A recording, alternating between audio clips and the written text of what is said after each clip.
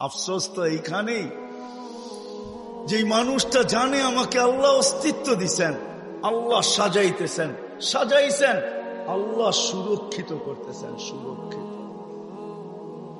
24 ঘন্টা সুরক্ষিত করেন আল্লাহ। মানেন? এক শ্বাস নেওয়ার ক্ষমতা নাই আপনার।